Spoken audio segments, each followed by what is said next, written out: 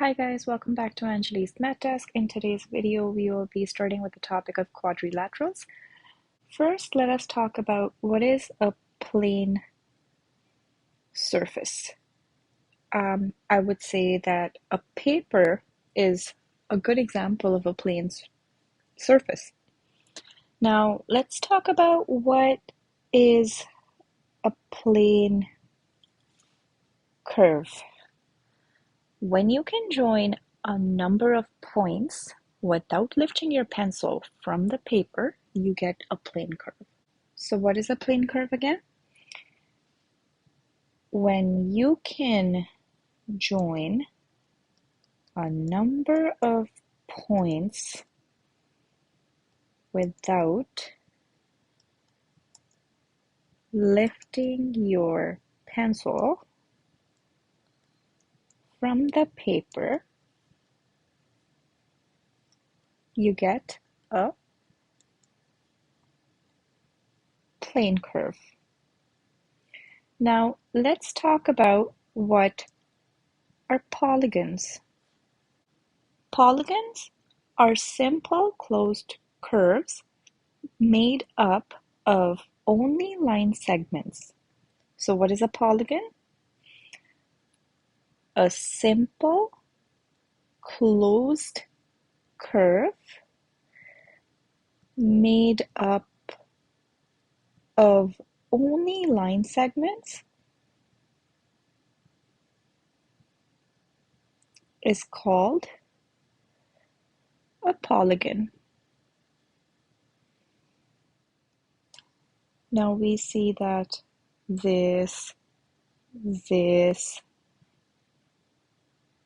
this are all polygons, but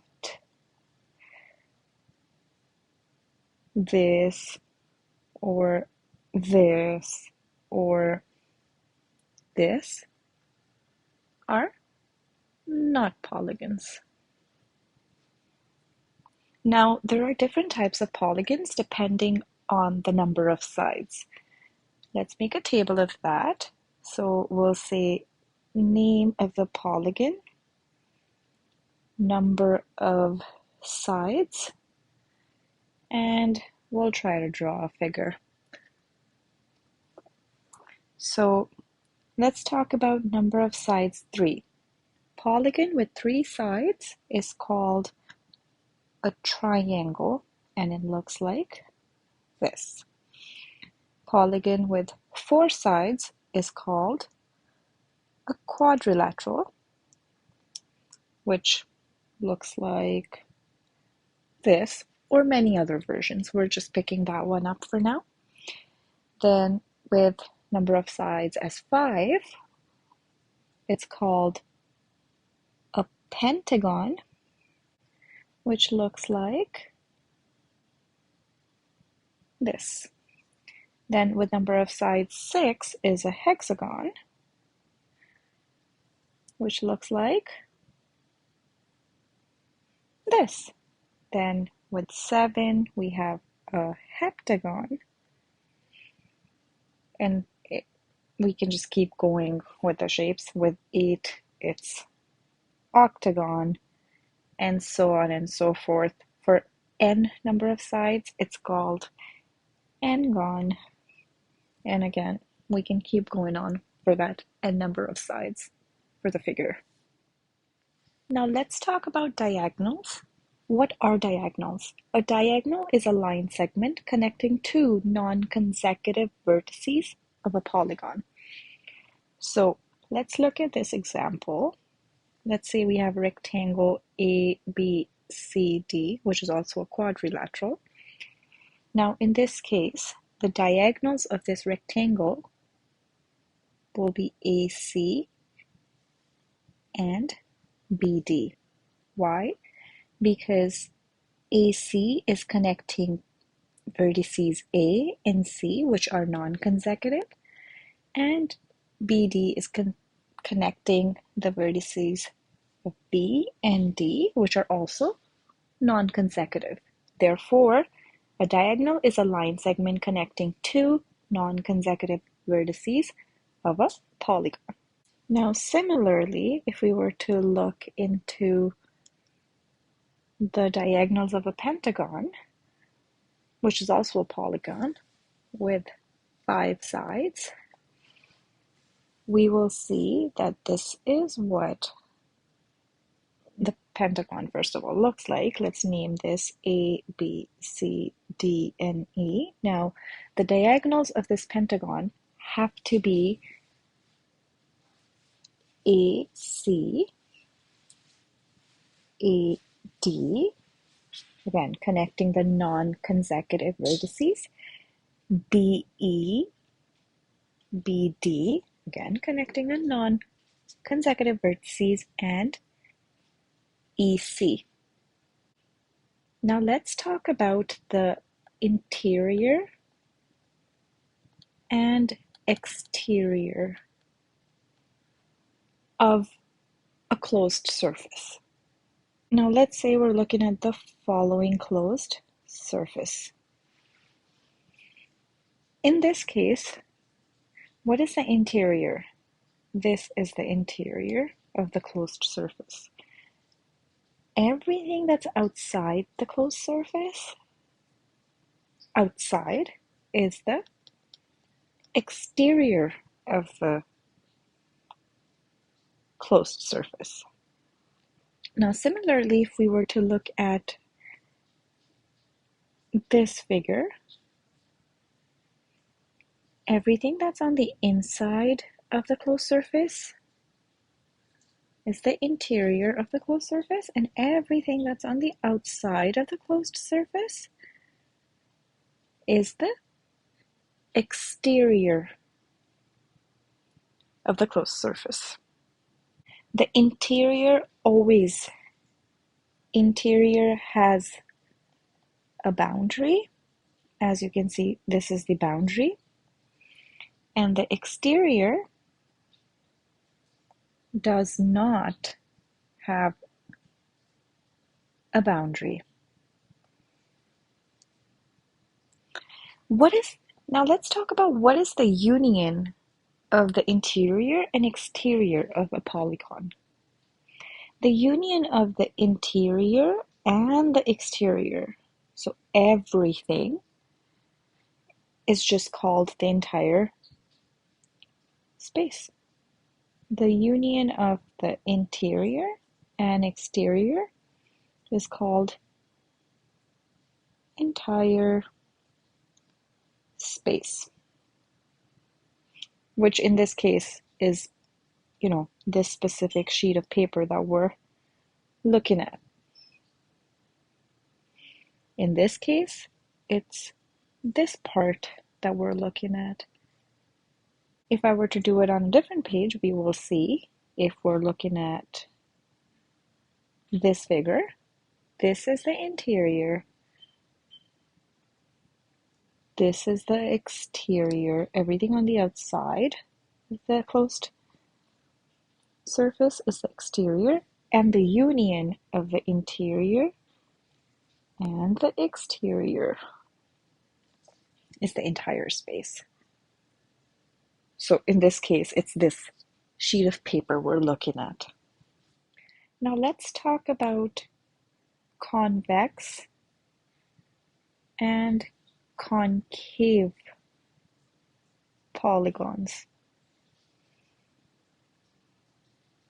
What are convex polygons and what are concave polygons? Convex polygon is a polygon where all the interior angles are less than 180 degrees. Convex polygon is a polygon where all the interior angles are less than 180 degrees. Whereas concave polygons are the polygons concave polygons are the polygons with at least one interior angle greater than 180 degrees. Now let's try to draw some of them. The convex polygon would look something like this, or this, or this, etc. Whereas the concave polygons would look something like this, or this, or this, etc. Here we see one of the interior angles is greater than 180 degrees, whereas in case of convex ones, all of them are less than 180 degrees. Now let's talk about regular and irregular polygons. Regular polygons are equiangular and equilateral. So they are equiangular as well as equilateral. For example, the equilateral triangle. All sides are equal and all the angles are equal as well. All the angles measure 60 degrees in this case. Or if we were to look at a square, all the sides are the same and all the angles measure 90 degrees. Whereas irregular polygons are the polygons that are either not equiangular or equilateral or both. So an irregular polygon might not be equiangular, or it might be equiangular but it's not equilateral, or it's not either equiangular or equilateral. Now let's look at an isosceles triangle. In this case, two sides are the same, but one side is different, so it's not equilateral. But if we were to look at a rectangle, in this case, we have all angles measuring up to 90 degrees, so it's equiangular, but only the opposite sides are of the same length, so it is not equilateral. Now let's talk about the angle sum property. What do all the angles inside of a triangle measure to? All the angles inside of a triangle. 180 degrees, right? Let's say we have a triangle ABC. In this case, angle A plus angle B plus angle C measures up to 180 degrees. Now, what if we were to join two triangles together in such a manner? Say we join triangle ABD and BCD together. Now, this is technically a rectangle for now. Let's say it's a rectangle ABCD, but we have two triangles, triangle ABD and triangle CBD. But since together they form a quadrilateral, what will be the measure of angle A plus angle B plus angle C plus angle D? Let's try to do this together. We know that sum of angles of a triangle equals 180 degrees. So now in figure ABD, or in triangle ABD, we see angle A plus angle ABD plus angle BDA equals 180 degree. Let's say this is number one equation. And now in triangle CBD, angle C plus angle DBC plus angle BDC equals 180 degrees as well. Let's say this is equation 2. Now let's say if we add equation 1 and 2, what do we get? We get angle A plus angle ABD plus angle BDA plus angle C plus angle DBC plus angle BDC equals 180 plus 180, which is 360, right? And now if we were to rearrange here, we will see that angle ABD plus DBC is actually angle B. So angle A plus angle B plus angle C plus, we will also see that angle BDA, so BDA and BDC together is angle D. Therefore, we get angle A plus angle B plus angle C plus angle D equals 360 degrees. Now let's solve some questions together. How many diagonals does a convex quadrilateral have? A convex quadrilateral have. A convex quadrilateral, first of all, is the one with all interior angles less than 180 degrees. Let's look at a rectangle. We have two diagonals.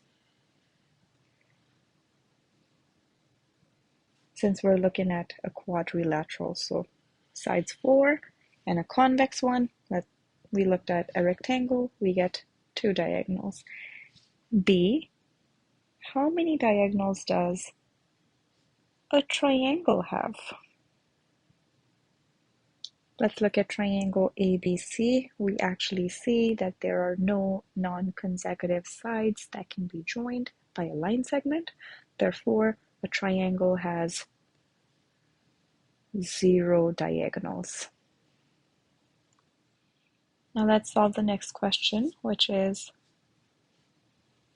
what is the sum of measures of the angles of a convex quadrilateral? Now, convex quadrilateral, let's look at an example of a rectangle. A rectangle is a convex quadrilateral. We just learned before that the sum of angles of rectangle is 360 degrees. We just did the proof before. Now the question is, will this hold? Will this hold for the concave quadrilateral as well? Now the question is, will this hold for the concave quadrilateral as well? The answer is yes, because some of the other angles will be smaller and they will just compensate for that one large interior angle greater than 180 degrees. So no matter convex or concave quadrilateral, the sum measure of all the angles is always 360 degrees. Now let's try to come up with a formula for the angle sum of a polygon. We know that sum of angles of a triangle equals 180 degrees, and we know that the sides in this case is 3. We also know that sum of angles of a quadrilateral equals 360 degrees, and the sides equal 4. We see that this is basically 2 times 180 degrees, right? And now similarly, if we kept going, let's say sum of angles of a pentagon, it should be 3 times 180 degrees, and the number of sides we have is 5. And then the sum of angles of a hexagon should be 4 times 180 degrees, and the number of sides is actually 6. So from this, we can actually see that for the sum angles of an n-gon, one with sides equal to n, the formula will actually be n minus 2 times 180 degrees. Therefore, the formula for the angle sum of a polygon with n number of sides is actually n minus 2 times 180 degrees. Now, let's solve some questions together. First question, state the name of a regular polygon with 1, 3 sides. It's called an equilateral triangle. Number 2, with 4 sides. It's called a square. Again, we are looking at regular polygons in this case. And number 3, state the name of a regular polygon with 6 sides. Again, equilateral and equiangular. It will be a hexagon. Now the next question we have is find the angle measure x in the following figure. Let's say this is what I'm talking about. So A, B, C, D. This is 90 degrees. This is x. This is what we have to find. Angle C is 70 degrees. And angle B is 60 degrees. We know that angle A, first of all, is 90 degrees. Why? Because, let's say this is called A. Because angle EAD is 90 degrees, and it's given to us. Therefore, we know that angle DAB is 90 as well. We also know that angle C equals 70 degrees and angle B equals 60 degrees. Now we have to find angle D, or X. We know that the sum of angles of a quadrilateral equals 360. So in this case, the quadrilateral ABCD, angle A plus angle B plus angle C plus angle D equals 360. 60 degrees, which is 90 degrees plus 60 degrees plus 70 degrees plus x equals 360 degrees, which turns out to be 220 degrees plus angle D, which is x, equals 360 degrees, which turns out to be that x equals 360 degrees minus 220, which is 140 degrees. Therefore, x is 140 degrees in this case. Now, let's look at part B. We have been given a regular hexagon, and we're supposed to find x. We know that this is a regular hexagon, right? So from the formula that we derived before, we know that sum of angles of a hexagon equals n minus 2 times 180 degrees, which is 6 sides minus 2 times 180 degrees, which is 4 times 180 degrees, right? But now we know that we have 6 equal angles, right? Therefore, to find one angle, we will divide the sum of angles of a hexagon by 6 because it's 6 sides, right? So therefore, value of x is actually 4 times 180 degrees over 6, which turns out to be 120 degrees. Therefore, x equals 120 degrees in this case. Okay, now the last question that we have looks like this. In this case, we have to find the value of angle x plus angle y plus angle z. Now, let's start with the fact that we know that the sum of angles of a triangle equals 180 degrees. And we can see that we have been given angle ACB equals 90 degree, ACB equals 90 degree, and angle CAB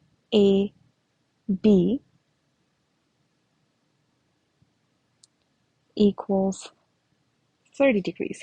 Therefore, from these two angles, we can figure out the value of angle ABC.